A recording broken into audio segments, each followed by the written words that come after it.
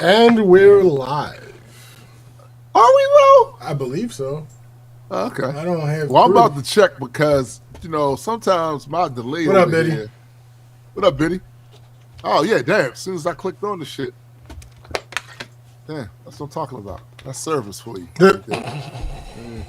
Move this over yonder and get out this ridiculous top chat bullshit to the live chat. All right. Thanks for the confirmation, Biddy. Um, yeah. So it's 11:04. It looks like. So I'm just gonna get right into the intro. You dig? Welcome everyone to the Black Culture Geeks podcast. This is my man SPJ. You. And I am Tombstone the Dead Man. And we are just a couple of geeks talking about pop culture from a black perspective. Facts. Facts indeed. Now, if you look at the title, it says Ethical Billions. I don't know exactly what that's referencing, but before we do that, something that I have to talk about that happened this week because it is pertinent to the theme of our show. And it's like, I wouldn't go so far as to say that the Black Culture Geek podcast and the host here are thought leaders in the black community. Our reach isn't wide enough to be that. I would say we are thought contributors. Facts. Right? And as such, there's a certain responsibility when certain things happen that we gotta address it. So I'm going to address this now. So this week, the world stage offered us a moment of profound clarity, provided we was willing to look at it without the okey doke filters. So in a resolution brought before the United Nations, 123 countries stood up to acknowledge a basic historical truth. The transatlantic slave trade was a crime against humanity. It sounds like a simple statement of fact, no? Yet the dissent speaks volumes. While the majority of the world could agree on the gravity of that horror, 3 specific nations rejected it outright. The United States, Israel, Yeah. and Argentina. Argentina. Which actually, when you know the history of Argentina, it's not all that surprising, right? When it comes to us. I'm lost. Oh, wait, don't cry for me. Okay, never mind. Hold up. My bad. I was just saying. You're right. A lot of Nazis went down You're there right, after World you're War right. II. So, so for the black community here in the United States, we need to stop making excuses for this type of rejection. Don't let them hit you with the technicalities or claims that something was hidden in the proposition. See this for exactly what it is. This is a formal declaration of what this power structure thinks of you, your ancestors, and the general trauma inflicted upon our kind. We are talking about systemic rape of children, Yep. state-sponsored murders, the theft of culture, and the total dehumanization of a people. By refusing to label these acts a crime, they're telling you that they do not see those actions as a violation. In fact, one of the big excuses that came from the United States was, well, it's not a crime because it was legal back then. Now picture this for a second. Picture this for a second. We were not citizens of this country. Correct. We were citizens from wherever countries we came from prior, citizens of whatever tribes, nations we came from prior. We are not under the rule, and we're not under the rule of a place called the United States. Yet, because they have dehumanized you to such a degree, they think, well, you're property. So, of course, we can just do this sort of shit.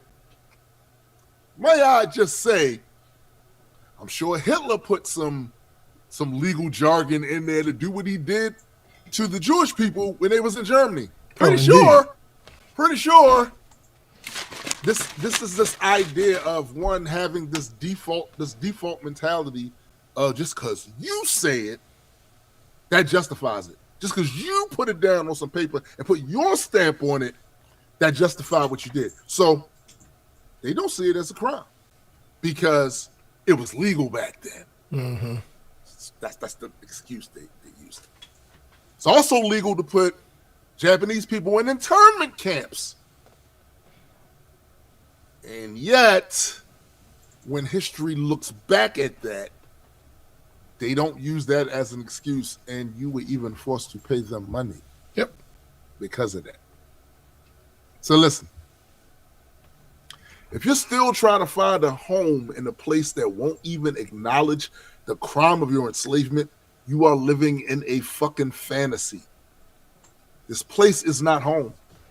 It's what is always. What up, McKenna? What up, McKenna? It's a prison. This brings us to a dangerous internal rift because there is a group among us, the so-called foundational Black Americans, who are busy spinning fanciful tales to distance themselves from their roots. They deny their African heritage, claiming instead to be Native Americans or some other fabrication. So let's be clear. These people are not to be trusted because they are denying reality for a very specific, coordinated reason. Now, the average rank and file one of them is just grossly misinformed and also being activated by a centuries-long conditioning to have an aversion to Africa. And they're leaning into it, right? But the people that are promoting this heavy, like Tariq Nasheed and them, no. There is a specific, coordinated reason why they're doing this. If you pay attention, you'll notice they never have any smoke for the system. They never criticize the government. They never challenge the current administration. And they never point the finger at the very power structure that violated us. Their only targets are Africans. McKenna. Their only targets are Africans. The other day, I watched a conversation with a streamer and one of his people in his audience, and he kept talking about, in my genetics, I have European, I have Native American, and I have filthy African. I want you to really dial in on the fact that even though the Europeans in his blood violated his great-great-great-grandmother to be in his blood, he only had smoke for the African, to call him the filthy African. Yep. These people are not to be trusted. Not to be trusted. Their only targets are African. And listen, it's not our job to spend our energy convincing them of their identity. And if they want to cast off anything African about, let them. Fuck out of here. But then you can't then criticize the president of Ghana and say, he trying to take reparations from us. From who? You not African. You wasn't part of the transatlantic slave trade, remember? This has nothing to do with you. And by the way, if you're Native American, you a little late because they got some reparations, casinos, land, and some more shit. Why you ain't get yours? Thanks. Why you in our business? Keep your ashy lips out of African business. Do that. Do that. Just understand that by them casting off anything African about themselves, they have also cast themselves out of any community I want to be a part of. I'm not down with that. I'm not down with that. Because we are too late in the game to let these agents of distraction compromise what we could do. So it's time to see the world as it is, not the way we wish it to be. So just to recap slightly, Maya Angelou said, if somebody shows you who they are, believe them. It really shouldn't have taken this vote for us to have seen this and believed it. But Stockholm Syndrome. Yeah. It's a thing. They'll spit in your face at every angle. Pure. Period. And you'll still be saying, but I'm just saying. That's embarrassing. Completely. Have some dignity about yourself. No. Simply no. It's not going to happen. Make an attempt. And those of you and those of you who have made the attempt to shake it off, shake that colonization off, carve the burnt part off, right? Those of you to try to do that, continue to do so. But add to all of that the idea that this ain't the only place on the fucking planet. Correct. It's not. And here's the thing, not everybody's going to be able to move. I certainly get that. I get it, right? They're just not. I'm just saying that part of this is more than just an individual effort. Part of this is creating an infrastructure, a permission structure for us to think like that. Because what winds up happening is you'll have people setting themselves up to be in a position to have an option or a choice instead of throwing all their eggs in a red, white, and blue basket. If that becomes like a mantra amongst the community, again, I'm not talking about those of you who have said that you're not part of our community. All right, stay over there. Sure. This has nothing to do with you. I'm talking to those of you that acknowledge your lineage as having African roots. That's what I'm talking about. I'm talking to y'all. Just saying that we kind of late in the game to be seriously considering bounce. We're in the information age. Yeah. Look it up. See what you're able to do. At least look into it. At least have that being part of the thought pattern in our community. So that, one of my biggest criticisms about the leadership in the Black community, especially the older I've gotten and the more I've seen things like the world as it really is and not behind them little blinders and shit they put on you. A lot of our leaders focused all their energy on making this place better for us or making us better for this place. And I think while I understand why they did that, I think there should have been some space for some of those leaders, those influential voices and minds, to also help foster the idea we don't have to stay here. We don't have to stay here. Because maybe if they'd have done that, there would have been institutions built that could have facilitated for those who wanted to leave. But because they didn't, we caught with our pants down. It's not a good way to be caught. No, it's not. No, it's not. But as they slowly try to return this place back to default settings, I shouldn't have to remind anybody in my community what that would mean for us. Just saying. Had we thought about that a while ago, had people not lampooned Marcus Garvey, and his ilk, right? Sure. Had they not done that, maybe we wouldn't be in this position right now. And just one last thing I'm gonna say before I drop all of this, as far as FBA is concerned, let me remind you of something. You have nothing. You can talk all that shit about all those African leaders and the people over there on the continent, which is our cousins. You can talk all that shit you want, but they got countries, lands, militaries, and resources. And all it took for them to do was have a change of the mind, better leadership. And now what do we see?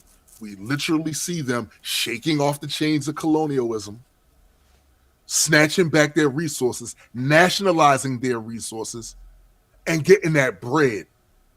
Also, because they've done this, one of the reasons why this whole thing was brought up to the UN was because over the past few years, several countries have put the middle finger up to Europe. Their former colonizers, like, screw you. All those deals weren't deals. They benefited you, and it was fuck us. So your civilization's got to be built with great infrastructure. You got your Wakanda, we got dirt roads. Damn that. You are no longer getting these resources here for that small ass price. You're no longer processing our shit in your countries because we know that's where the money is. It's not just the raw materials, it's being able to process the raw materials and then put them on the market so you can get the fucking money. And a lot of them countries started doing that. Just ask France how that felt. Yeah. To lose their gold mines. Just ask France how it felt to lose the uranium when Burkina Faso and Niger and Mali was like, fuck off. Mm-hmm. Fuck off. So now they got leverage. And that's why something like that happened. Yeah. Because without any leverage, you're not going to see shit. You FBA people started this whole thing by claiming you wanted reparations. Let me ask you this one last question to let this dangle on your brain. In a country that won't even acknowledge what they did to you as a crime, do you think they're going to give you any fucking money?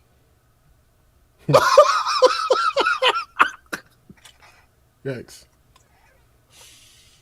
Fuck out of here. I'm done. Super yikes.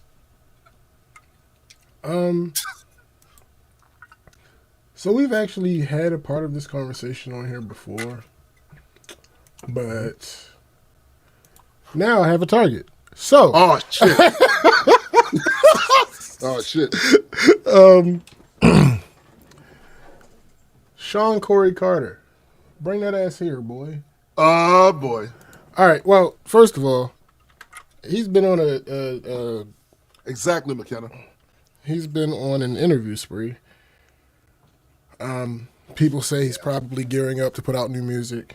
I believe that could probably. Be yeah, probably. He's said some things that hint towards that being what's going on. He hasn't outright said it yet, but yeah. Right. And guess what? When that shit drop, I'm gonna be here for it. I'm gonna check it out. I'm gonna check it out. I've already talked about this. What up? Already talked about in the past how at one point in time he was my favorite rapper. Yes. That time is long gone. But it's not going on tour too. So yeah. This at, all smells like a rollout. At one point in time, he's my favorite rapper. He no longer is, but that's not because of anything he did. Right. Yeah, no, right. It's just other people came along. That's it. So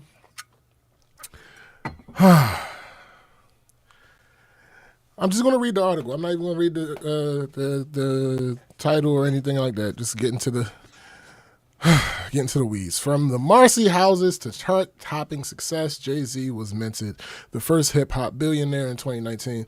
Why is that? It's because it was supposed to be Dr. Dre, but somebody couldn't keep their mouth shut, and they announced it, and he ended up not getting the amount of money that he was going to get from Apple, so he wasn't a billionaire. I think he might be now. Oh, okay. I don't know, but yeah, he was supposed to have been the first. But as you'll understand as we keep going, pennies. We're quibbling over whatever. I'll get to that. In a recent interview with GQ. Oh, it's the same interview. Okay, it's the same interview. It's just one interview. The billionaire rapper said lambasting the whole billionaire class is a distraction from fixing the structural forces that lead to extreme wealth in the first place. You remember this word distraction?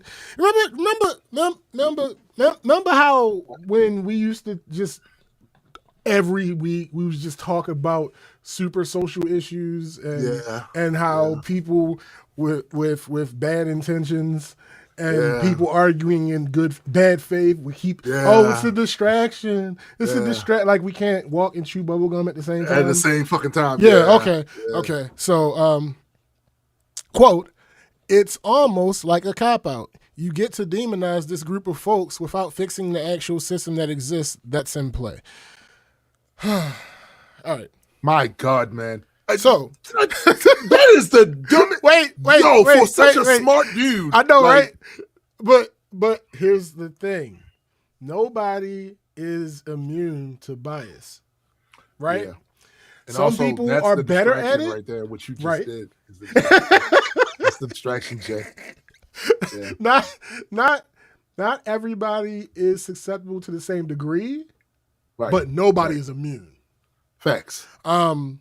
Other pieces of I think there's one more quote in here because I'm not reading this whole article. Oh no, there might be more than one. Money may enhance it. Speaking about corruption, money may enhance it, or it may cause you to act in a way, but you was going to act that way anyway. Fucking hump. All right, so this is what I'm gonna do.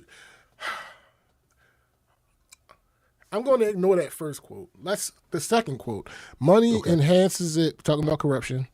Money may enhance it or may cause you to act in a way, but you was going to act that way anyway. Here's the thing, right? If I decide that everybody that I see walking around with purple skin, I want their life to end immediately. Okay. Right? Okay. Let's say I have $50 to my name. I may happen to run into one of them, right? I may happen to run into them. I might get in a situation where some fisticuffs occur. Yeah, I might have a knife or whatever the case may be, right? Could happen. Now let's say I have $50 million. Oh my! Somebody's dying, bro. I can actively search for them. Yeah. I can put hits out. Yeah. You see put out advertising. Yeah. So you see how, and this is the thing. I like to address these types of things because people are dumb, right? Very much so. People are dumb. People are very surface level. People are very black and white with things. Yes. But his statement is true, right? You was gonna act like that anyway. That's absolutely facts. Right? If it's in you, it's in you. That's who you are. Right. But what is the practical impact? That's the difference here. Right. What is the practical impact? If a nigga talking about he hate Jews and he work at Burger King, it's not the same thing. What are you going to do about it? It's not the same thing as if he's a multimedia mogul billionaire. That's a fact. That can seed certain messages into his programming. That's a fact. To get other people to join along on the bandwagon. You know, there's a huge difference between the two. Let me see. Difference. Does he have any more quotes in here? Morality is not defined by a dollar amount. Again, another thing that he's saying that is true, but it's not a black and white thing. If so, what is that dollar amount? When does it start? If it's a cutoff, like all millionaires are bad, at 999,000, I'm good. It can't be that way. And that's why what I just said, what I was saying about Dr. Dre and him not technically being a billionaire doesn't fucking matter. It really doesn't. Because of stuff like this. No, there's not no fucking dollar amount. The argument, well, I'm going to get to the argument. Let me see. Blah, blah, blah, blah, blah, blah. Rappers are not the only star to achieve billionaire status. Jay-Z's wife crossed the line in December 2025. Taylor Swift, Dr. Dre, Bruce Springsteen has also reached the ranks of the ultra wealthy. All right, country has more billionaires than ever. No shit, that's just how that would work. Anyway, according to Forbes, with 989 currently claiming a network of 10 digits or more. Tesla CEO Elon Musk currently worth. This court said, I'm gonna let you finish. But Afro Man had the illest court defensive. Yeah, but he's also MAGA, so fuck him. Yes. Yes. Currently worth $827 billion, is on his way to becoming the world's first trillionaire after Tesla. What up? Shareholders approve a $1 trillion pay package. Blah blah blah blah blah. All right. Tell Tiffany we said what's up. So what is the argument? What is the argument? The argument, the blanket statement is that you cannot be a billionaire and be a good person. That is the blanket statement. That's the blanket statement. That's the right. If you want to refute that, you have to be willing to actually have a conversation. Yes. You have to be willing to have an actual trying to shut the conversation down by doing this very surface level retort that a guy as smart as Jay-Z is supposed to be is not helping that case at all. So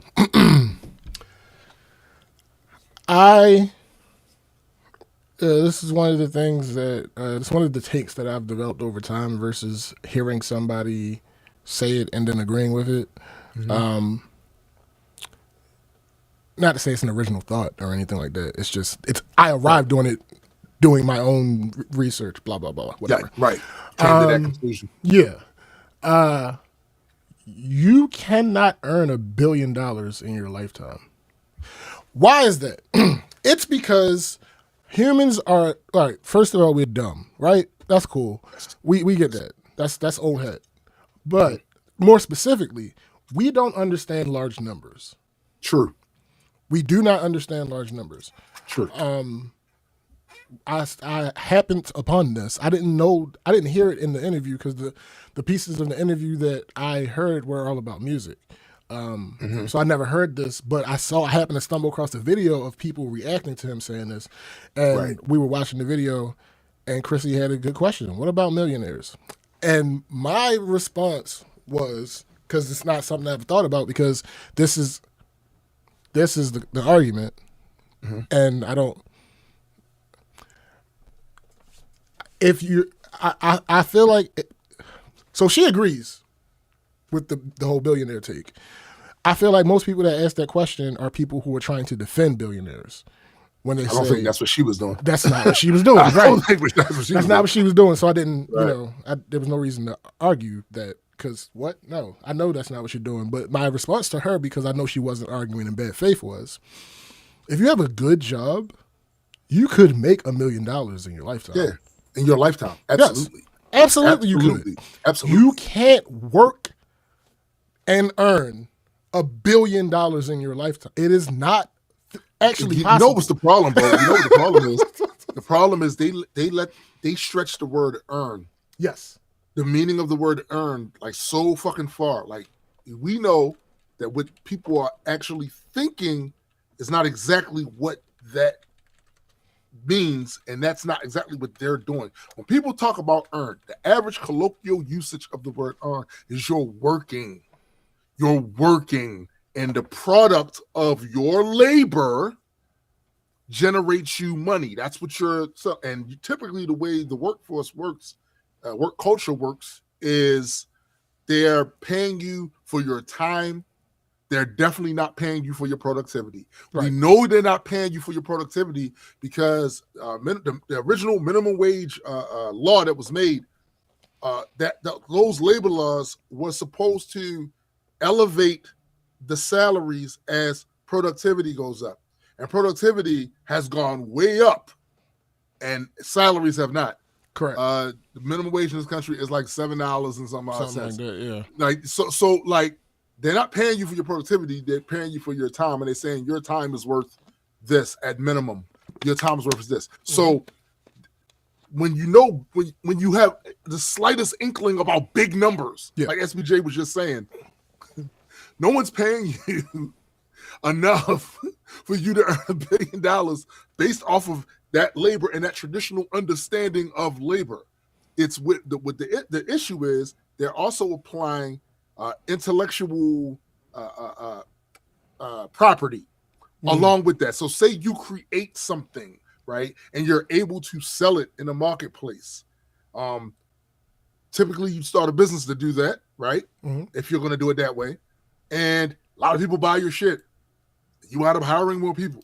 And then you open more franchises. Mm-hmm. The next thing you know, bam, you do understand that you have injected yourself into like the trade routes, into the way that trade works, right? So supply chains and all that other shit.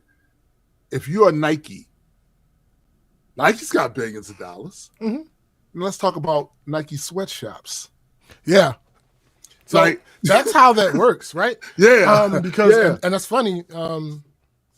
Chrissy brought up because we were like just talking about random people at this point. Yes. And she was like, "What about Rihanna?" I said, "Okay, sweatshops." Yeah. Sweatshops. Without the sweatshops, she would not have been able to produce at the amount that she produced for the amount that she spent to produce it, which would have drastically decreased the amount of money that was coming in. Absolutely. That would have drastically decreased her profit. it's literally connected to the very first thing I talked about on this show. See, when this country had free labor for 250 fucking years, you can amass quite a bit of coin from free labor. Yeah. So sweatshops, they're paying them a little pittance, right? But certainly not what any developed nation's workforce would work for. Correct. Like that's not happening. So we've said this before. I just want to bring it back up because we're having the conversation again. 1 million seconds is about 11 and a half days, right? About 11 and a half days. 1 billion seconds is 31 years. It's not even. That's the difference that's the gap between a millionaire and a billionaire. Right. That's the gap. That's what we're talking about. Let me get to this report. So, the political economy of extreme wealth. Oops, not like that. The existence of the billionaire class in the 21st century represents a profound transformation in the global social contract, necessitating a rigorous interdisciplinary examination of moral philosophy, mathematical probability, and structural economic theory. The accumulation of $1 billion by a single individual challenges traditional notions of meritocracy and individual effort, raising fundamental questions about the nature of value creation versus value extraction.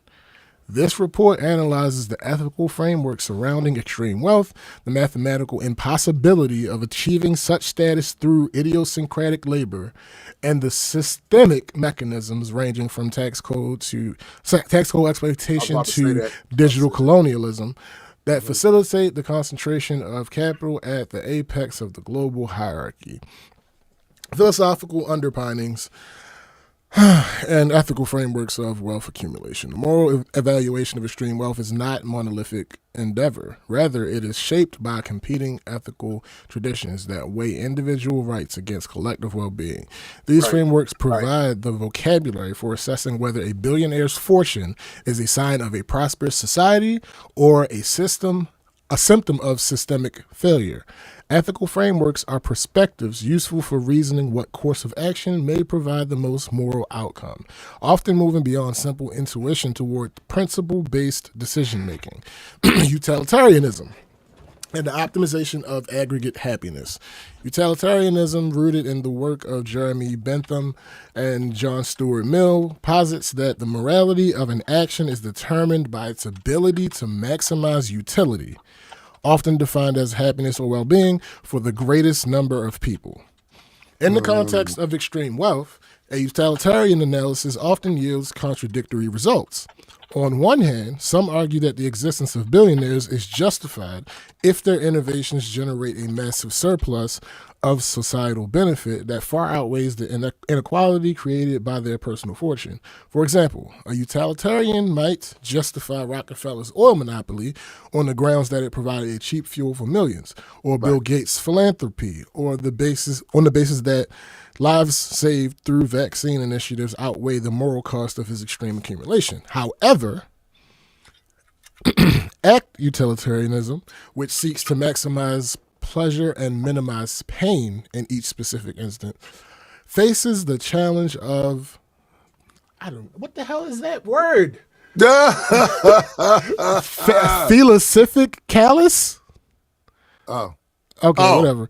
I knew that. Yeah, okay, all right. The method of quantifying happiness. Why don't you just fucking say that? Yeah, for real. For an individual who already possesses $1 billion, an additional million provides negligible increases in well-being due to the principle of diminishing marginal utility. Conversely, that same million could provide life-saving interventions for thousands of individuals living in absolute poverty. Mm-hmm. Consequently, a strict act utilitarianism utilitarian view might argue that it is morally impermissible to hold such vast sums when their redistribution would yield a vastly higher net increase in global happiness. Furthermore, preference utilitarianism argues that we should act to maximize people's preferences, suggesting that if a society prefers more equitable resource distribution to fund public goods, extreme wealth concentration becomes ethically problematic. Let me see. The mathematical mirage. Why hard work cannot produce billions. The central myth of modern capitalism is the self-made billionaire, a narrative suggesting that extreme wealth is the guaranteed reward for extreme talent and effort. However, a basic mathematical breakdown reveals that human labor, bounded by time, biology, and the structure of the market, is fundamentally incapable of producing such a sum. The time-wage disconnect and the scale of $1 billion. To understand the scale of $1 billion, one must compare it to the standard measure of human effort, the hourly wage. If an individual, what did I just say? If an individual works 40 hours a week at the U.S. federal minimum wage of $7.25 per hour, the resulting timeline for accumulation is staggering and exceeds the span of human civilization. So, what did I just? If you work minimum wage, and your annual income would be about $15,000 gross. Right, and that is gross. It would take you 66,313 years to accumulate $1 billion, assuming you don't spend any of your money. Which we know that's possible. Florida minimum wage, $13. It would take you 36,982 years. Median household income, $52,000. That would take you 19,231 years. Highest professional salary, $400,000 a year. It would take you 2,500 years to accumulate $1 billion without spending any of your money. These calculations assume the individual saves every penny, pays no taxes, faces no inflation, and has zero living expenses, conditions that are impossible in the real world. Even at a high professional salary of $400,000 per year, it would take 2,500 years to reach $1 billion. This means an individual would have had to start working in the year 474 BCE. Now, wait a minute. Don't be calling me a loser. Like, I've worked some jobs, but damn. To achieve billionaire status today, strictly through their salary. The biological constraint and the necessity of leverage. The fundamental limitation is that a human life is finite. If an individual works from age 18 to 70, 52 years, they have approximately 108,160 working hours available. To reach 1 billion in that time frame, their labor would need to be valued at an extraordinary rate. The calculation for the required hourly wage, W, is they would have to make $9,245.56 per hour. That should be the new minimum wage. For ultra wealthy individuals like Elon Musk, whose net worth has reached approximately $240 billion, that's higher now. The required hourly rate for his 52-year career would be approximately $2.2 million per hour. Every hour, 40 hours a week, with no vacations. This discrepancy proves that billionaire wealth is not a compensation for hard work, but rather a result of leveraging capital, other people's labor, and systemic advantages. Yeah, that's it. Inflation and the eroding value of savings. Even if an individual could work for 66,000 years, the economic reality of inflation would prevent them from reaching their goal. Prices rise at an average of 3% annually, meaning the purchasing power of the first dollar earned would be functionally zero long before the billionth dollar was collected. This highlights that billionaires do not earn money in the way workers do. They own assets that appreciate, often at a rate that outpaces inflation and labor growth. Structural extraction, Marx's surplus value and the labor value gap. If labor cannot produce billions, the source of such wealth must lie in the structural relationship between capital and labor. Karl Marx's theory of surplus value provides the theoretical foundation for understanding how wealth is concentrated through the appropriation of workers' efforts. The mechanics of surplus value extraction. In Marxian economics, wealth accumulation is driven by the difference between the value a worker produces and the wage they are paid. The capitalist owns the means of production, machinery, land, software, and purchases labor power from the worker for a set wage. The worker produces enough value to cover their own wages, necessary labor, in only a fraction of the workday. The remaining time, surplus labor, produces surplus value, which the capitalist appropriates as profit. The calculation of surplus value can be represented as S equals W minus V, where V is the total value created by the worker and W is the wage paid to the worker. Billionaire wealth is essentially the massive cyclical accumulation of this surplus value across thousands or millions of workers. Technological advancement often accelerates this process. By introducing machinery or AI that increases productivity, the capitalist can reduce the necessary labor time, thereby increasing the relative surplus value extracted without necessarily increasing the length of the workday or the worker's pay. The divergence of productivity and compensation. Recent decades have seen a historic decoupling of productivity and pay, a trend that directly fuels billionaire wealth.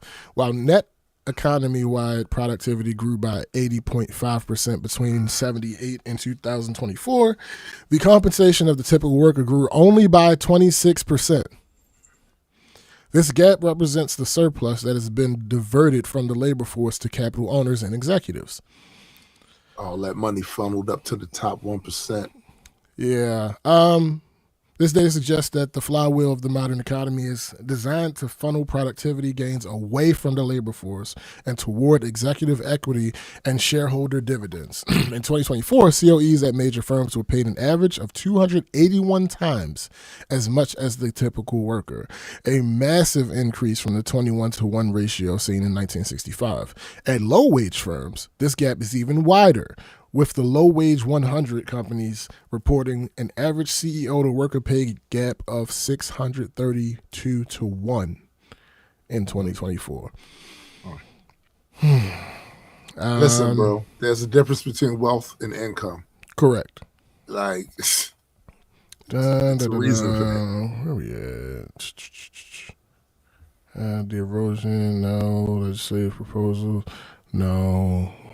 We don't care about there's a lot of reasons for this shit too. Like you got a financialization issue where basically it's a shift toward an economy dominated by the financial sector. So it's where people make money with money. Correct. That sort of shit. Then of course you got technological displacement, automation, software, all that stuff.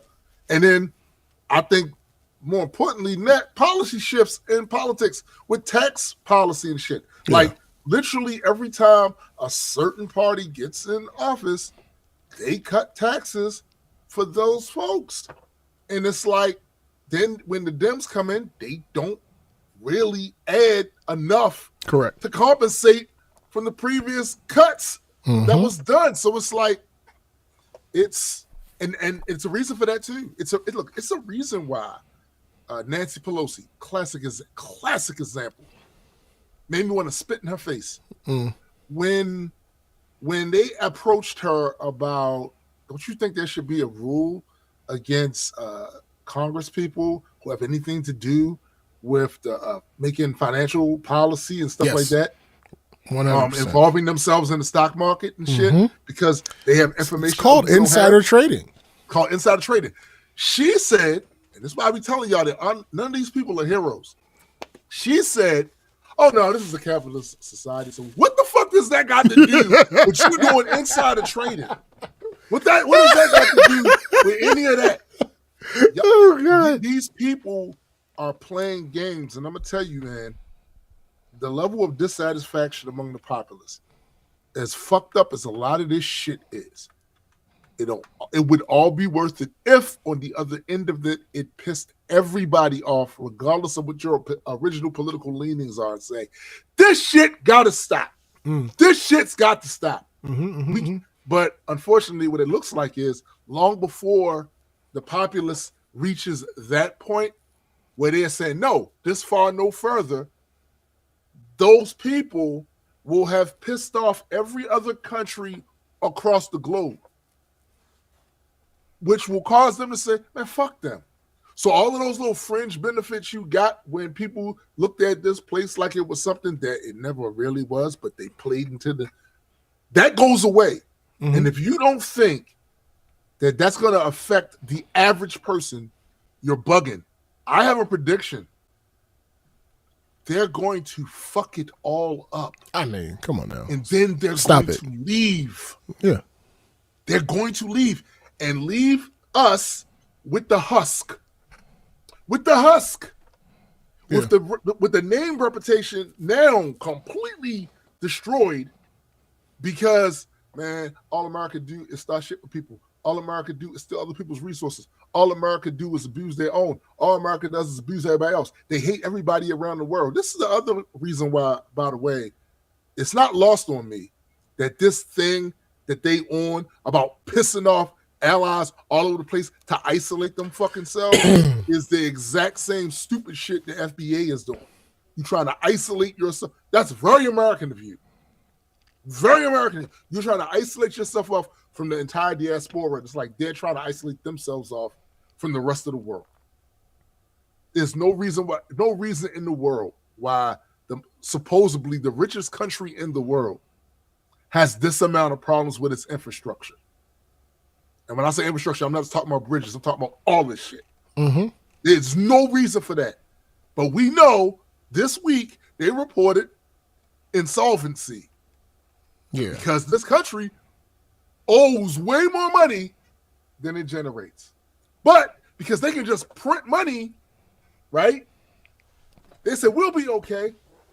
What won't be okay, though, is after you have exhausted your good guy image around the world, because you don't realize that the reason you were put in this position in the first place was because of after World War II. There was a whole fucking global order. So when I hear people here talk about how they mistreated us for all these years, no, the fuck they didn't. They gave you carte blanche to do what the fuck. How do you think you became the richest nation?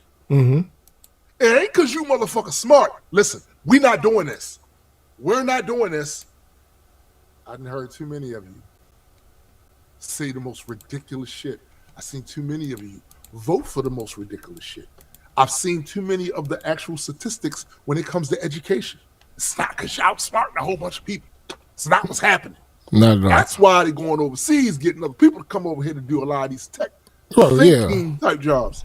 Yeah, absolutely. And they're getting ready to get rid of that too, because they got machines that can already think better than the majority of you for the task they want. Mm-hmm. So before somebody says, "Oh, well, it misspells a word," that's not the thing you should be concerned about. Correct. These tools already think better than the vast majority of you on the things they care about. Right. So rent-seeking, monopolies, and corruption. What up? And the corruption of markets. A significant portion of billionaire wealth, estimated by some reports at 74%, is derived from rent-seeking rather than value creation. Rent-seeking involves manipulating public policy or economic conditions to capture a larger share of existing wealth without creating new value. Mm-hmm. Distinguishing value creation from value extraction. Economists distinguish between productive activities that add to the total societal wealth and rent-seeking activities that merely redistribute it. The latter of demerit provides a framework for evaluating these sources of extreme wealth. Monopoly power, controlling markets to set rules in terms of exchange, often setting higher prices without competition. The social impact is it turns disposable income of the many into capital gains for the few, and it stifles innovation. Cronyism, using political influence to secure subsidies, favorable regulations, or government contracts. The social impact, it misallocates resources, lowers incentives for productive investment. Patent trolling, acquiring patents with no intent to innovate, but instead to extract settlements from productive firms. Bruh, listen, I just had that conversation. The social impact, it acts as a binge of rent seeking that puts pressure on innovative industries. IP rules, pushing for more stringent patent and copyright rules that block competition. Social impact increases inequality by creating a winner-take-all outcome. Yeah. The sovereign toll and financialization. In 2026, the smart money is shifting away from pixels, software, toward molecules, physical infrastructure. This transition represents a move towards sovereign tolls, owning a physical infrastructure, energy, water, land, that the world cannot live without. This form of accumulation is essentially a modern version of feudalism, where the owner of the asset extracts rent from everyone else's necessity. Financialization further reinforces this, as economies increasingly rely on financial markets for growth, focusing on interest payments on debt and speculative real estate investments over actual production. This shit right here, the role of luck, privilege, and social networks. You mean the things no one wants to talk about? The meritocratic paradigm of Western culture insists that success is the exclusive result of personal qualities like talent, intelligence, and effort. However, social science research suggests that external forces and chance opportunities play a much larger role than most imagine. The invisible advantages of privilege. Most billionaire success stories, when scrutinized, reveal a foundation of inherited privilege that provides the freedom to fail without being destroyed. Privilege acts as a financial safety net, allowing individuals to take the massive risks necessary for extreme wealth concentration. Elon Musk, growing up in a wealthy family in South Africa where his father owned shares in an emerald mine. No. Stop. I always take umbrage with that. If y'all learned that real story, the way all these articles frame it, as if this was some official blah blah blah. No, it wasn't. They literally went and stole a big dumb fucking rock over there that had emeralds. It's blood money. They didn't pay any of the people that broke the shit open and helped them and none of that shit. There was no official paperwork saying anybody owned any fucking thing. Right. But the way they frame it in all articles, I don't care what direction the publication leans in, is that he had shares in the like it was it's blood money. Stole some shit. Provided early financial security and exposure to international networks. Bill Gates, born into a wealthy and highly educated family, Gates attended an elite private school that provided him with access to computers in the 60s, a time when most people had never seen one. His mother's social connections to the CEO of IBM were instrumental in securing Microsoft's first major contract. Mark Zuckerberg, attending Harvard University, provided him with one of the world's most powerful social and academic networks, allowing Facebook to grow in an environment already rich in talent and capital. When an individual has a parachute of family wealth, failure becomes a lesson rather than a disaster. For those without such a background, risk is dangerous, as one wrong step can lead to debt or homelessness. This makes risk-taking less a measure of character and more a measure of pre-existing capital. This is survivorship bias and the mirage of wisdom. The public often looks to billionaires for life advice, falling victim to survivorship bias. We hear from those who made it to the top, but the countless others who followed the same strategies and failed are erased from the narrative. A billionaire might tell you the key is never giving up, but for every person who refused to quit and succeeded, there are thousands who refused to quit and went bankrupt. This bias creates the illusion that ultra success is a formula, when it is often a combination of timing, luck, and structural advantage. Agent-based models show that while some talent is necessary, the highest peaks of success are almost never reached by the most talented people. Yo, we've literally seen this. Some of these people, when you hear them speak and hear them talking, and the things you're like, this is the talent y'all was talking about? I mean, you can look at it in every micro example that exists. Yeah, the best rappers aren't necessarily the most successful rappers. In any microcosm you can switch out for this. Digital Frontiers. No, not that one. Shadow Labor and the Digital Sweatshop. The development of AI models relies on a massive invisibilized Yep, let's say that. Workforce located primarily in the global south. These data laborers, numbering between 150 and 430 million, perform the critical traumatizing tasks of labeling, tagging, and filtering the internet for graphic and violent content. The necrostratification ensures that the benefits of AI, wealth, and life-enhancing technology remain in the global north, while the global south suffers the externalities of labor exploitation and environmental degradation. The extraction of the human experience. Data colonialism turns human experience into raw material for profit. Through programs like Free Basics, major tech companies harvest user data from millions of people in the global south without meaningful consent. Every click and location ping becomes training material for algorithmic systems that are then sold back as commodities. This dominance gives billionaires direct power over how information circulates, shaping cultural and political life worldwide. The result is a digital ecosystem where billions generate the data while a tiny elite governs its meaning and captures the profit. Philanthropy. Also, those of you that played Pokemon Go, all of that data, they use it to make a big dumbass map. Yeah. That's what they used it for. Yeah. Philanthropy as a power mechanism. Yikes. Soft power, in other words. Yikes. You know, the shit this country used to exercise well until a certain motherfucker got up there and said no more soft power. Yikes. The critique of big philanthropy. Many billionaires attempt to counter criticism through philanthropy, but critics argue that this often replaces democratic accountability. What up? This often replaces democratic accountability with plurocratic influence. Big philanthropy is described as an exercise of power that is unaccountable, non-transparent, and donor-directed. The tyranny I've been saying this for years. The tyranny of generosity and agenda setting. Billionaires use their wealth to buy influence and set the global agenda for public health, education, and social policy. When a private individual can outspend entire grassroots movements or influence the World Health Organization, it undermines the principle of one person, one vote. Influence without accountability. Philanthropists do not answer to voters. And if their initiatives cause harm, there is no way to hold them accountable. Public subsidization. Donations come with significant tax breaks, meaning the public is effectively subsidizing the personal preferences of the wealthy. Epistemic corruption.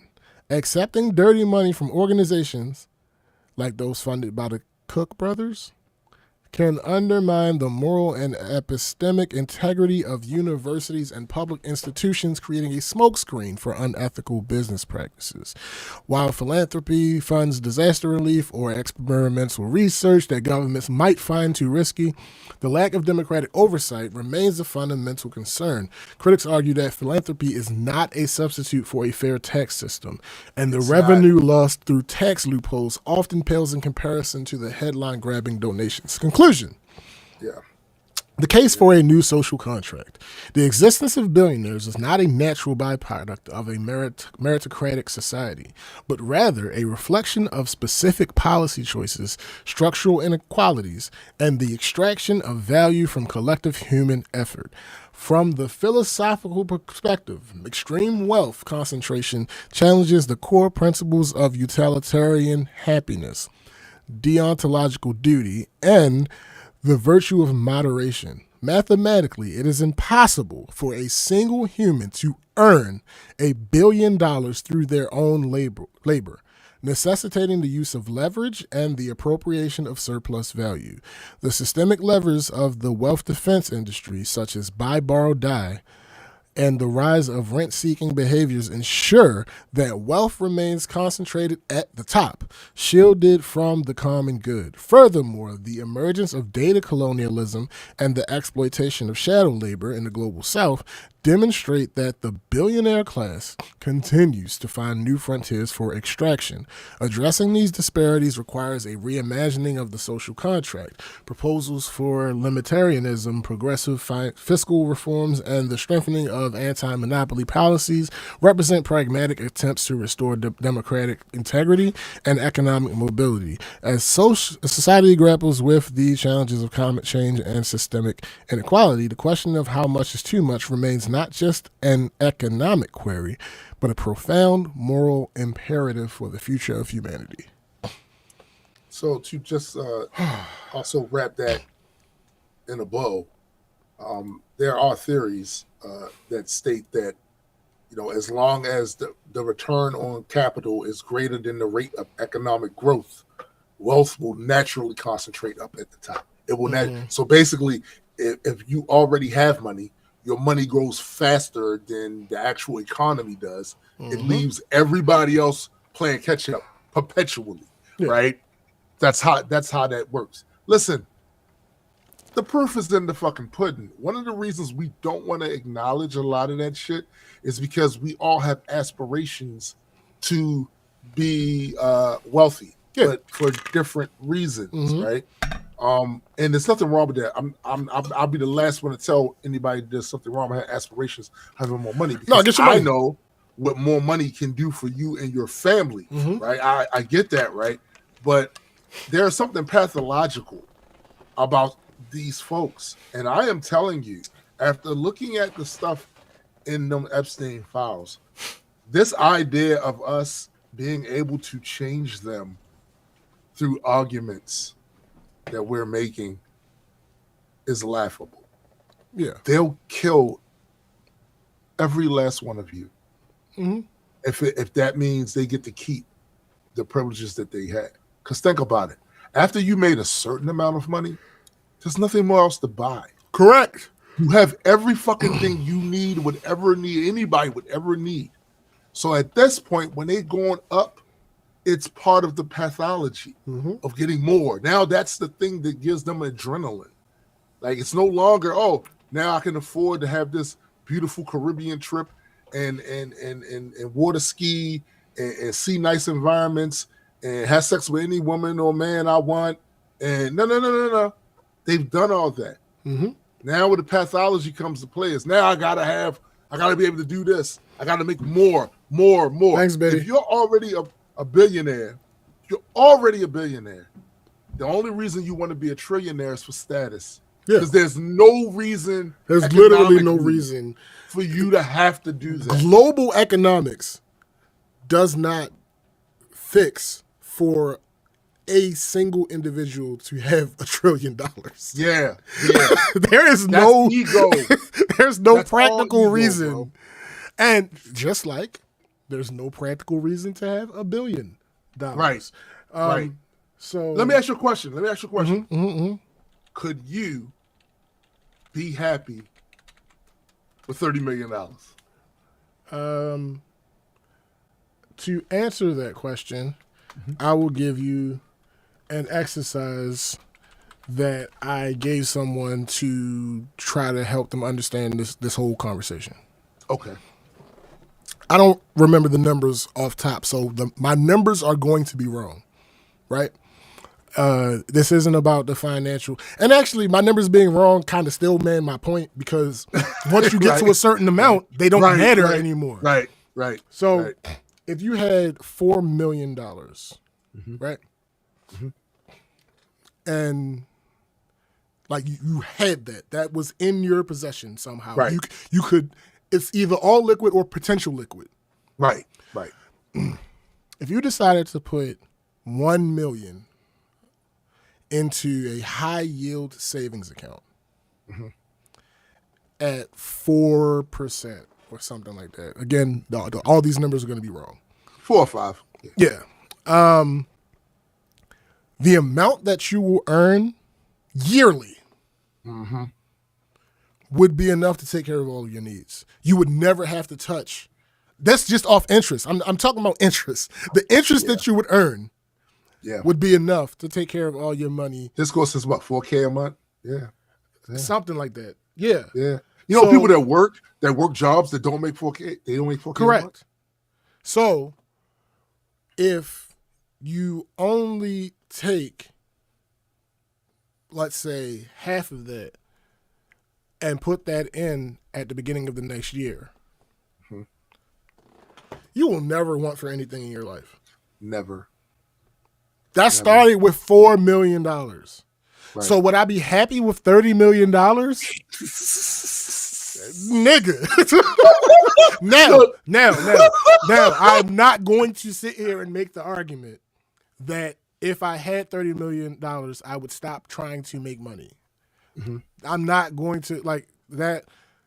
I think that people. I think you're also young enough where that's a thing. I'm gonna keep it real with you. If I had 30 million, I'm done. Sure, no, that makes sense. But I think we tend to reduce, again, like I said earlier, we reduce everything to black and white, right? Mm-hmm. That doesn't mean that I'm aspiring to get to $1 billion. That's not what I'm saying. But like, if I have $30 million, there are going to be things at the $30 million mark where you might buy something that costs a lot of fucking money and you want to be able to replace that money that you spent. I got what you're saying. So that's what in other words, you spent a bunch, so now I got to be able to replenish. Yeah, that's what I'm saying. Like, I don't aspire to ever necessarily have more than 30 million, but if I can help it, you could do 100. Nigga, especially since I got a kid now.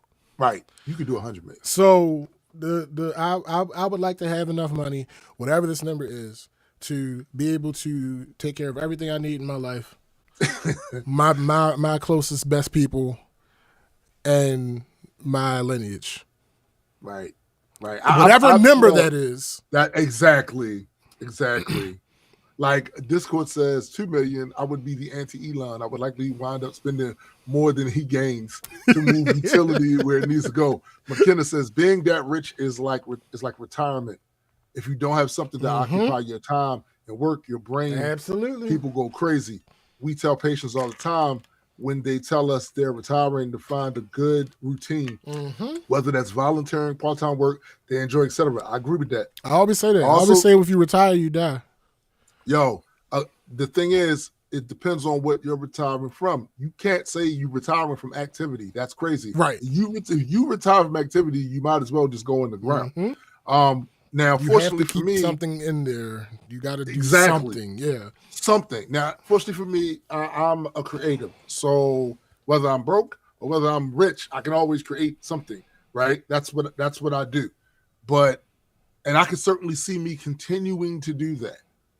A lot easier too, because I'm not doing it just for the sake of making money. I'm trying to create a great thing that people look at. Oh, that's awesome, right?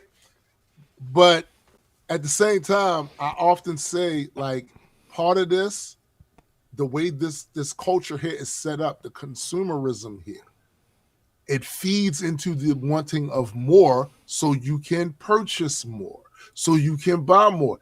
There is a certain degradation of the human spirit, I believe, when you start getting into this loop of I need to make more after you already have stuff that can cover your entire needs. There's a certain rut. And then we wonder, because we got to work for everything we have, right? We wonder why these people that have everything are doing some of this nutballery shit. Right. There's a reason for that. I don't believe humans were necessarily psychologically formed to be able to not just have enough to take care of everything you need, but everything that 100 other people need or 1 million other people need. I don't believe that that's something that we're psychologically formatted for. We actually, I think that our evolutionary biology favored like scarcity to a degree, because we had to figure out how to get this, figure out how to do this, figure out how to do that. And I think it's driving people crazy, like McKenna said. It's driving people fucking nuts. And that's why I said they'll kill as many of us as possible to prevent the shit from changing where they're just regular. Right. Where, yes, you have everything you need, but you're just regular. You don't have an outsized influence on politics. You don't have an outside influence on education. You don't have an outside influence on anything else. You're regular like everybody else. They'll kill as many of us as they possibly can to prevent that shit. Yeah. So bringing up the whole Elon and $1 trillion. So back to the analogy of days. 1 million seconds is about 12 days. 1 billion seconds is about 31 years. 1 trillion seconds is 31,700 years. Jeez. So again, there's nothing. Already. There's no purpose for any one individual to have 1 billion, and definitely not 1 trillion. Like, what are we talking about? But to sum all of this up, the reason that it is immoral to be, the reasons why it is immoral to be a billionaire are because you can't earn $1 billion in your lifetime. You cannot. I don't care what kind of loophole you try to. No, that's not you earning. Right. 2, if that point was fully explained to someone with enough intelligence, they could try to justify. Oh, yeah, absolutely.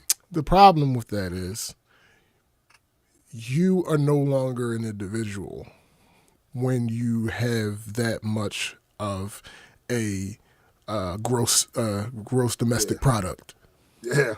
Right? You're beyond a business when you have that amount of gross them domestic are beyond product. Countries. They're beyond countries. That part. Yeah. So what that means, we have a president, right?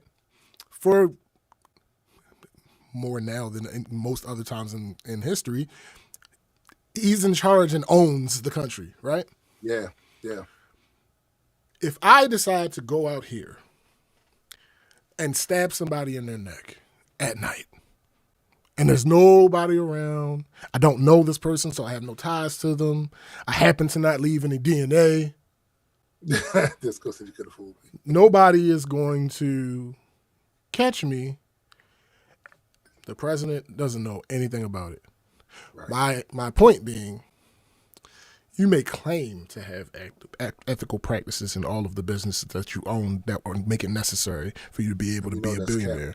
But you don't know everything that happens. I don't care how close you think you are to the people you delegate to.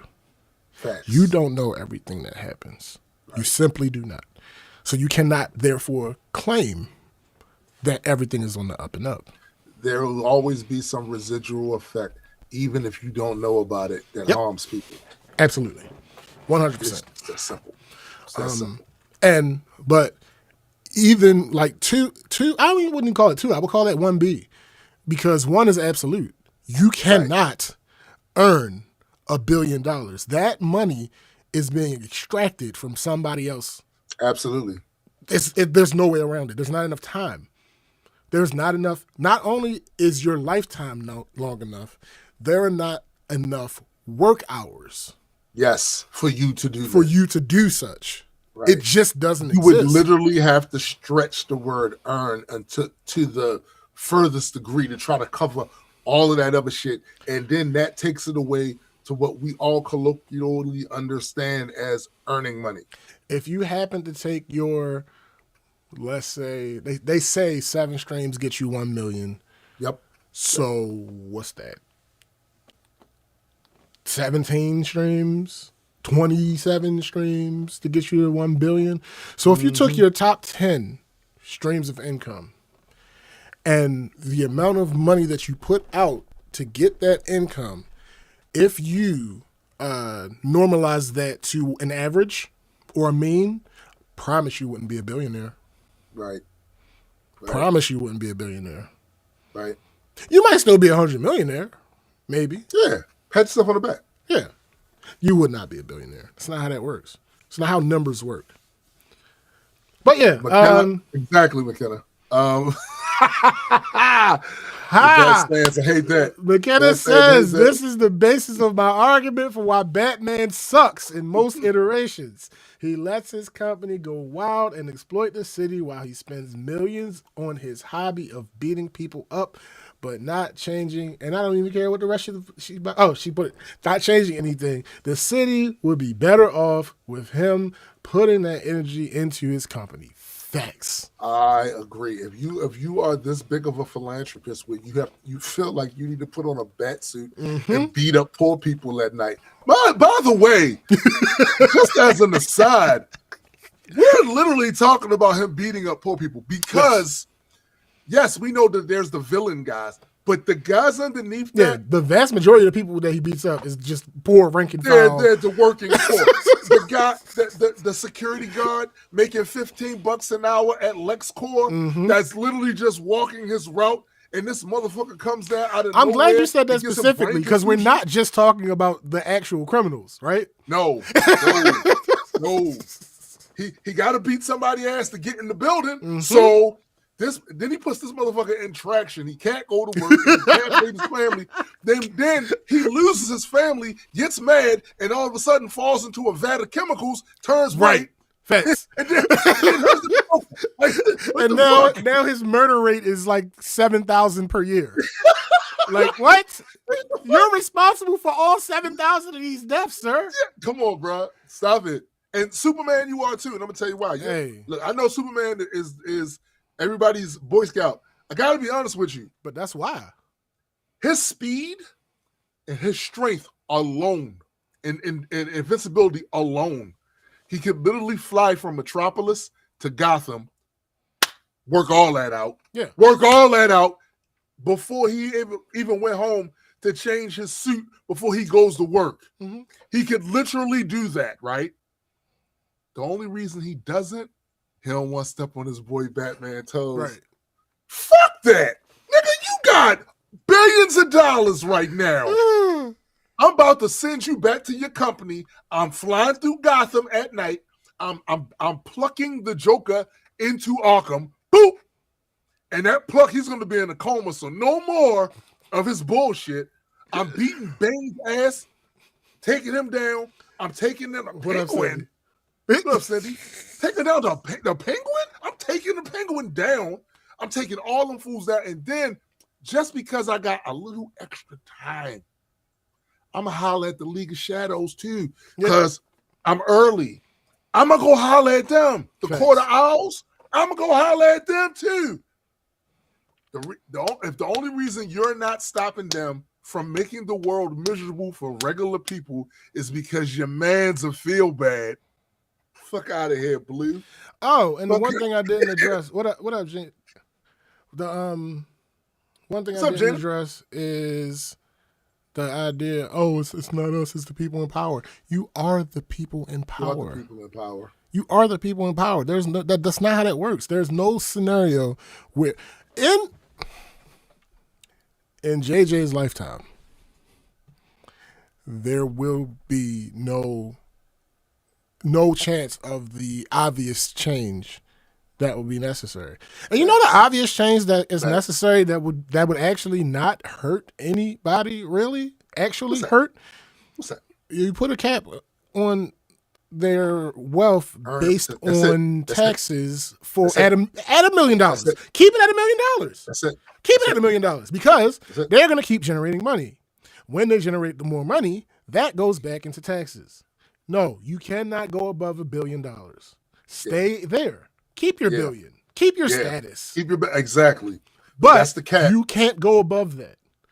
Every single piece of wealth that you accumulate past that point goes back into the country. That's it. And I'm gonna tell you something. And this is what's been lost too: the ability for them to isolate themselves away from everybody else. It used to be, the thought would have been, I don't want the rest of society to go to shit. Yeah. Because I still have to live here and then I want to enjoy the fact that I'm wealthy, to be able to go to theaters, to be able to go to restaurants, to be able to do all of these things that are in a dope-ass infrastructure that don't look like that shit's cracking in half every time my limo goes down the fucking street, right?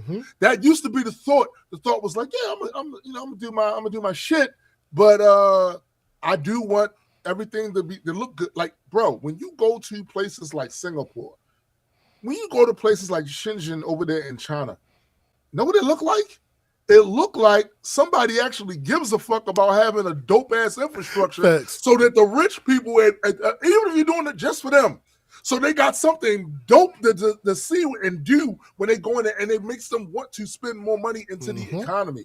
And the other thing you don't want, because this is what's happening now, folks, all of these people, the Marco Rubios, the Stephen Millers, all these people are living on military bases now. Now, I invite you to ask yourself, why? Because they finna fuck you over and then hide behind the military so they don't get the public backlash. Right. That should never be a thing. No elected official should be able to wall themselves off from your wrath. Correct. Because that is incentivizing them to do fuck shit and say the hell what that does to your life, because you can't touch us. Here's the thing they're not factoring in, and I hope they're 100% wrong on this. They believe the military will protect me. Let me explain something. Not necessarily. Those military people have family out here in the world, and you're making the world shitty for them. Don't you think that there's going to be some of them that's going to take exception to that shit? Yo, Cindy said, yep, and if the wealthy gave a shit about helping the rest of society, they wouldn't have to worry about being killed in an alley in front of their kid. Yo! Hilarious. Yo. Mike, But yeah, man, and to be clear, you don't even got to lose your status above $1 billion, right? No. Keep your $7 billion. Keep your $25 billion. You just can't make more. Because let you be grandfathered in. That's fine. But the fucking the scoreboard will remain static. There will be no more changing of the rankings. Yes. So yeah, like I don't know. I know why. You know why? Like I said, they'll kill as many of us as possible to prevent any of that shit. And we got to be prepared for that. Also, when I mean by kill, I don't mean them knocking on your door and blowing your brains in your head. No, I mean stuff like fucking with your health care so that a lot of they mow the lawn with the populace. They know you're gonna die of these diseases and sicknesses and shit quicker. Your lifespan will be shorter. Right. It's literally what they've been doing with black people this whole time, which is why our lifespan is typically shorter. Yeah. That's why. Absolutely. That's why. Do you want to do a weekend review? Why the fuck not? All right. I don't have much anyway, so. Me neither. Really quick. So, this week, the Wasp are back, baby. Look, listen. They're back. I took a walk doing my little hike thing because I got to get back to that because I really do got to take some of this weight off. And the thing is, typically during the winter, I gain. When it starts getting warm, because I'm more active then, so I'm on that shit, right? So I take the walk and I'm chilling about this, that, and that. I'm listening to some music and shit. I'm coming up with some ideas, doing all this some shit.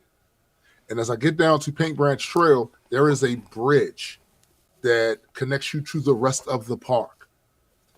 Before I even touch the bridge, I see these wasps all over the place. I'm like, what the fuck? Now, I didn't see any nests near there. It could have been just hidden because there's a lot of woods and shit all over there too.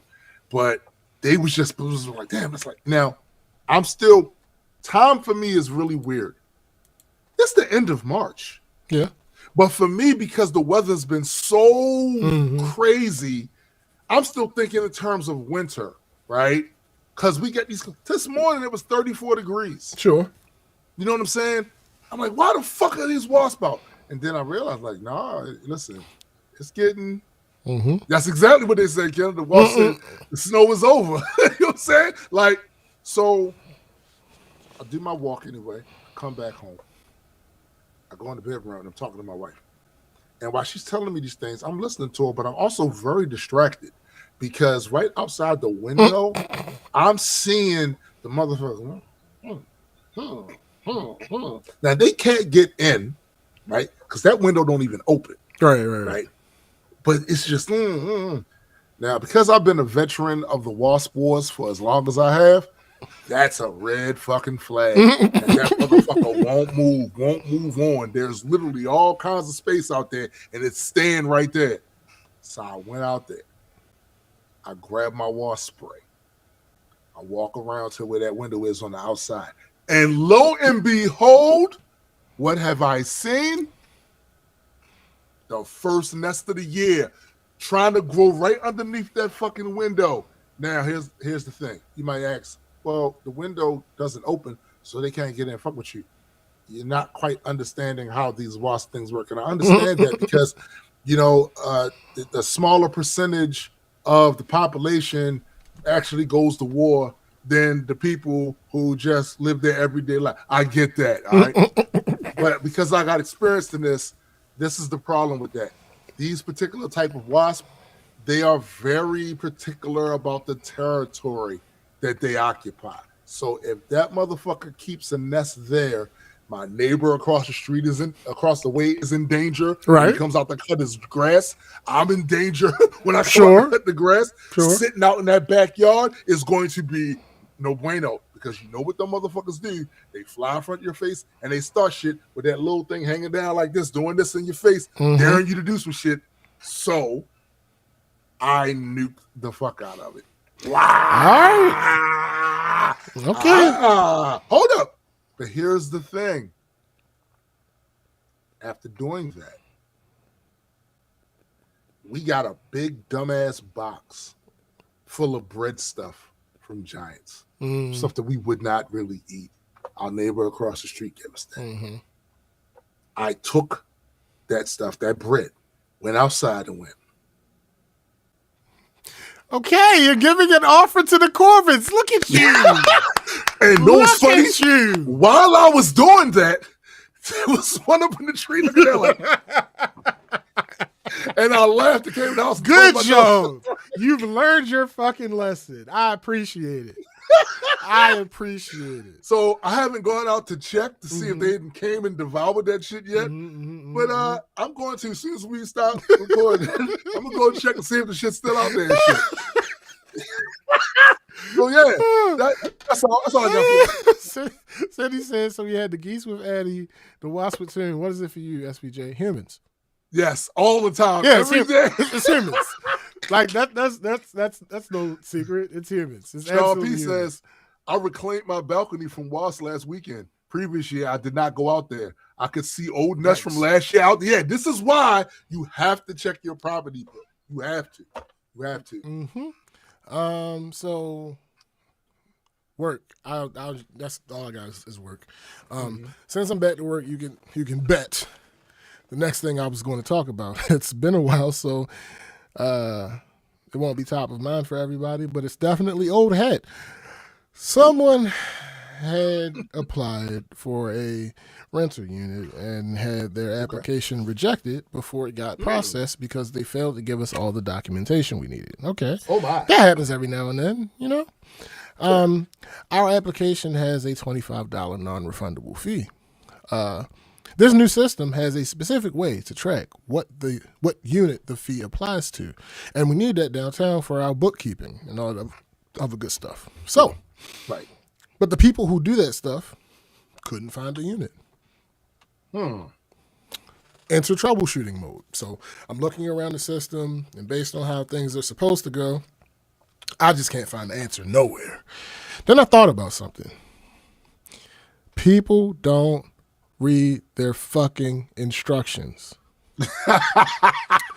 I looked at the history of this particular prospect, and it told me everything that I needed to know. The agent tried to do something that wasn't possible a couple times. And when that didn't work, they chose to do their own thing. Now, in my spiel about this system when I'm training, I specifically say to agents, it is important that you read your instructions because you may think you found a way to do a thing and it might appear to work. But then further down the line, what you did causes an issue. And because you thought you knew what you were doing, it is hard to pinpoint where things went wrong. Yes. This took up at least a half a day of work to solve. Damn it! But not my part, but the whole thing. The whole thing took about a half a day of work to be solved. And when there would never have been an issue if these people would just read their motherfucking notes. Bro, we went to a new location to start training. I gave the whole spiel, gave the whole thing. They sitting me in my face, and this is started happening too. And I let them know, you're not the first person to say this. Everybody that I say this to has said what you're saying. Oh, it's not going to be an issue here. We like to read. We going to read our notes. We going to read our instructions. Right, Christy. He need that on the shirt. Yeah. Bruh, we going to read our instructions. It'll never be like that again. It'll never happen. Not here, but it's happened everywhere I've gone. Not here. It's not here. It's happened everywhere I've gone. But we're not like them. We're different. You're not human? Let me check your chromosome. I don't understand what you think this is. Like, what? Oh no, it's not going to be like that.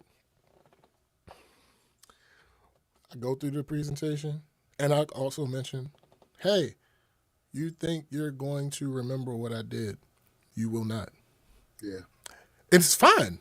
There's no issue with it. It's fine. It's really difficult finding shut up, Jenna. It's fine. It's really difficult finding a balance between imposing upon them how important this thing is, while simultaneously trying to reassure them that there's no actual trouble to get into. Like, this is new, so we're going to make mistakes. You don't get in trouble for making mistakes. You get in trouble for repeating the same mistake over and over and over again. That's when the trouble comes in. That's when the fussing comes. That's when all that. Like, I'm going to tell you to read your instructions almost every time you talk to me. Right. Because that's just how humans work. That's fine. Right. It annoys me, but it's part of the job. I understand that I'm going to have to keep doing it. I am under no delusions that anybody is ever always going to read their instructions. It's not a real thing. Right. However, if you keep making the same motherfucking mistakes, we've gotten to the point, I got permission to put these niggas up on the Summer Jam screen whenever they fuck up. So what I do, because I don't want to do it in a way that they feel like they're being pointed out, right? But I also want them to know it was them. So basically what I do is I take a screenshot such that the name of the person who did the thing is in the screenshot. Right. And I put the screenshot in there, I explain what the error is, and I explain not how to fix it, but where in the notes to go to do the right thing. So I sent one of those out on the 19th. We didn't get to talk about this last week. I sent one of those out on the 19th. On the 20th, one of those people made the same mistake that was in that email from the 19th. Sent them another email. Hey, I sent you an email on the 19th. You did this very same thing on the 20th. That means that you're not reading your email or you're not following fucking instructions. You're not looking at your fucking instructions. Look at your fucking instructions. Funny thing about that, there was a separate issue that wasn't necessarily caused by them at that location, and we had to talk to the manager of that location. The manager is talking, we fixed that issue, and she's like, hey, can I get an email notification when such and such happens? But when we just, like 45 seconds before you asked that, when we just talked to you about this repeated issue that your agent is making, you responded as if you didn't know they were making this, which means you're already not checking the emails we're sending you. Yep. Why would we send you more? Why would we take our time out to set up a way to send you more emails? That you're not going to. You're not reading them. Right. You're not reading them. Why would we do that? That doesn't make any. I will not. We hire a scout writer to go. What the fuck? Send that shit to you through carrier pigeon, like right? No, Right. that's. I'm sorry, but humans are trash, by the way, for how we treated pigeons. I'm just going to say. that here. Sure, absolutely. Yeah, like we're trash for that. Certain things I didn't know. Then I learned the history of it. It was like, oh nah, that's some fucked up shit. But yeah, it's so anyway. Back to the people we trained yesterday, not yesterday, Thursday. When we finished training and I did my presentation and it was time for them to do it, it took one of them 20 minutes to get past step 1. Would you like to guess why? Because they weren't reading their fucking instructions. I literally, I said it to her like 12 times in that time period. The worst part about that, this isn't her first time training. She was at a different location when we started at that location. So we trained her. And then some time had passed and we went back to that location because they weren't getting it, so we didn't make them move forward. We went to another place, and when we came back to them to get them started again, she was still there. So that was training 2. Now she's at this location, and we just trained them. So that was training number 3, and she still, mind you, before we started, she was like, "Do I need to be in here because I've been trained?" And I said, "Things have changed since you've been trained. So yes, you do need to be in here." Mind you, she didn't reach anything that had changed yet. Yet somehow, she couldn't get past step 1 for 20 fucking minutes. Hey, James, it says such and such and such and such. Yes, it does. Okay, well, how do I look at your notes? Wow. But you just gonna cut me off? Yes. Because you're asking me how to do something that is right in front of your face. Yeah, it's right there. I don't see it. You're not reading it. Yo, what if they, oh my goodness. It's that simple. What if they can't read? No, she can read. Oh. Because she got it. She got it eventually. Oh, okay. Nice. Yeah, she was stubborn. She was stubborn. It was one of those things where like she has her heels down. Guess what? I get paid by the hour. Sure. You can take as long as you want to do this particular thing. My job is to not leave until you get it or until the day ends. Either one. Whichever one you prefer. Right. I'm still going to go to lunch, bruh, and then I'm gonna come back and the other 2 people in this office, they worked through it. They got it. We waiting on you, and I can leave. Like I can leave because the majority of the people here get it. Yep. You not getting it, that's making your job harder. I don't. Could you keep her at the school for detention? I wouldn't dare. But that's only because you don't want to be there. Exactly. Like I don't even think I would. Want to be there. For people like that, I don't even think I would want overtime to deal with them because, as I keep telling them, I am not your resource for learning how to do this. Your resource for learning how to do this is your fucking instructions. Yeah. That's your resource for learning how to. I'm your resource for if something in the instructions is wrong. If you don't understand something in the instructions, but you have to articulate that to me. You can't just say, I did this. Oh, I did follow instruction. No, you didn't. Right. No, you didn't. You have to tell me what specific instruction you have a problem with. And you have to tell me what it says. Then I'll help you. But short of that, no, that's not what I'm here for. I'm here to make sure it works. It does what I'm telling you it does. Of course. And the moment it does not, I got to go fix that. Yeah. I ain't got no problem going to fix that. Because just like it's new to you, it's new to us. It's new to everybody. We're going to make mistakes. Me included. Everybody's going to make mistakes. The mistake isn't the issue. It's the willingness to do the fucking thing. Just read the notes. Read your like instructions. none of that. None of that. None of that had to be. Right. That is the part. That's the most important part of this. None of that shit had to happen. Only thing that you had to do was read the words on the page. And it keeps being a thing every now and then that somebody will read the pictures.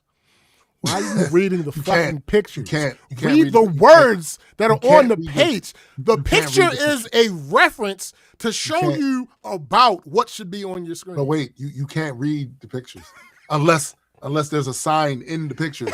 You can't read the pictures. Bro, see, that's the problem. Bro, the pictures have words on them, sure. But the picture is a reference to show you what should be on your screen when you're at this step. The instructions are the fucking words outside of the pictures. It's literally this will happen, this will happen. Example of that. The other agent, because don't think it was just all peaches and cream with the other agent. The manager got it. No problem. The other agent, I will give her the benefit that she was reading her instructions. She was absolutely reading the instructions. Problem was, she's dyslexic. No. The problem was, and this is the first time I've had this happen. I was baffled, and it took everything in me not to show a face, and not to say a word when I found out what was happening. So there's an instruction in there on how to find things, how to use the search box to find things. Mm-hmm. Explaining, basically, in the search bar, it will query the columns that are visible.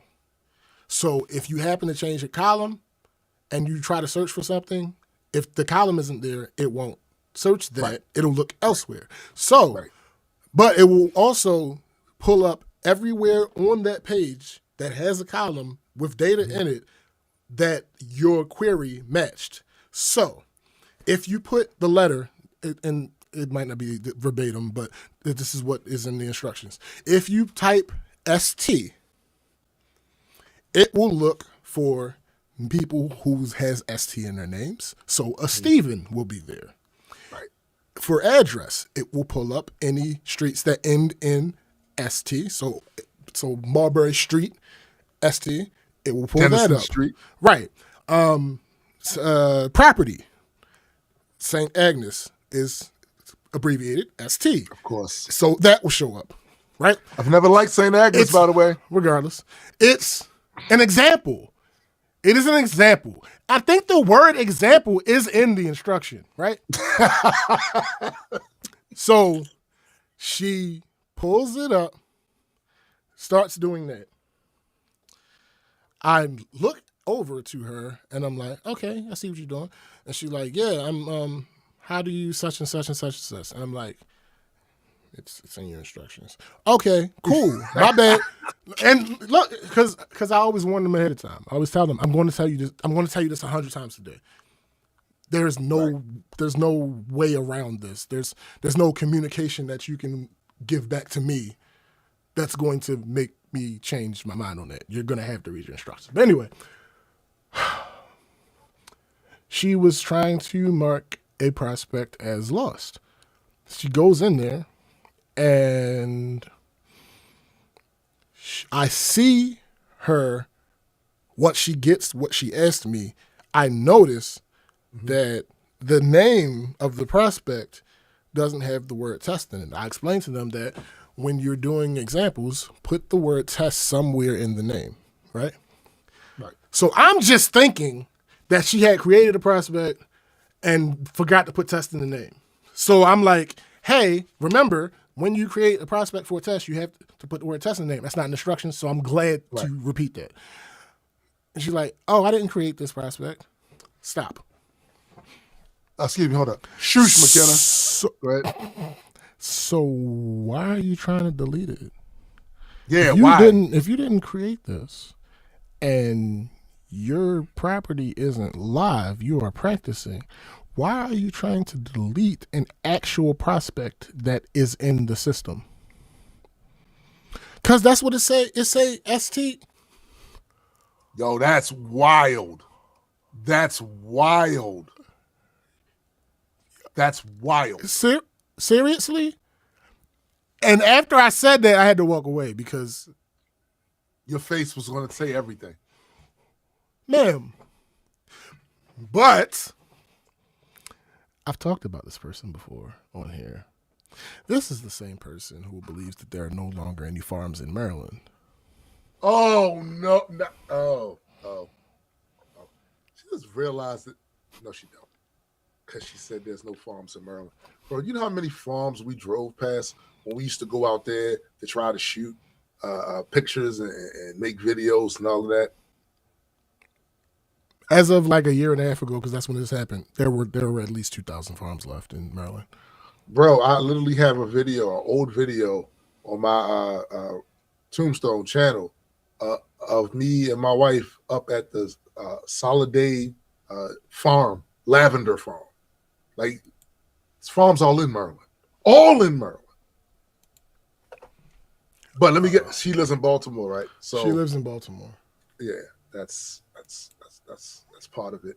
That's part of it because I know from personal experience, I was born and raised there, and I am telling you, for the longest time, I didn't know about any other place in Maryland. I didn't know about any other place in Maryland. Like, I'd look at a map of the state of Maryland and be like, what's all this? Because it's just this is part of just fields. Yeah, just fields. Corn.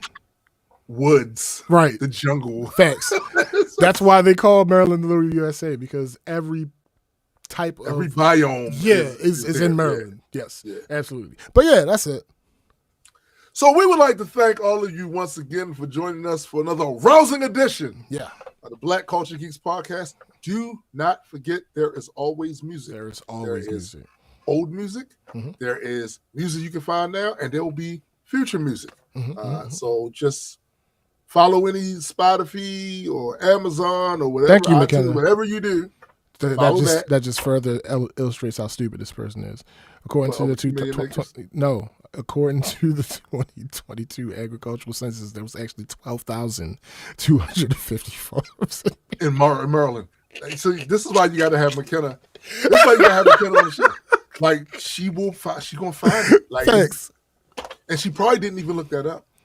Look, I wouldn't be surprised. She was looking for something else. Yeah, it happened to stumble across it. Yeah, right. I wouldn't be surprised. That's probably what happened, right? Yeah, pretty much. Also, don't forget Majestic Comics, Patreon. You haven't joined it? Go join it. Yeah, today. Go. Yeah, right now. Doing some stuff today. Yeah, you know what I'm saying? Thanks. So you go and shoot. Go join. Shoot. And of course, with the music thing again, it's not just our music. You got Graydon's music out there. You got my man GA's music out there. Correct. Go check some of that stuff out. Yeah. You know what I'm saying? Can't hurt. Go check some of the stuff out. Couldn't hurt. Yeah. You might like some of it. You might like some of it. But anyway, for my man SPJ, I am Tombstone the Dead Man. And for the greater multi-world entertainment family, we are out. Peace.